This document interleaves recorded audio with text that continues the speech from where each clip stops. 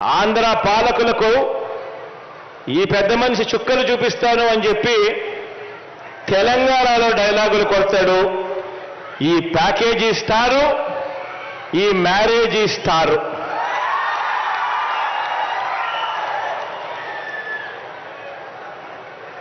ఈ పెద్ద మనిషి పరిస్థితి, ఈ దత్తపుత్రుడి పరిస్థితి అక్కడ ఎలా ఉంది అంటే,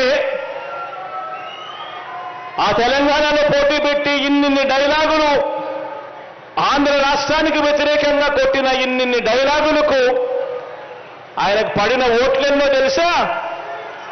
చివరికి అక్కడ ఇండిపెండెంట్ గా నిలబడిన చెల్లెమ్మ బర్రెనెక్కకు వచ్చిన ఓట్లు కూడా ఈ పెద్ద మనిషికి దత్తపుత్రుడికి రాలేదు. డిపాజిట్లు కూడా రాలా.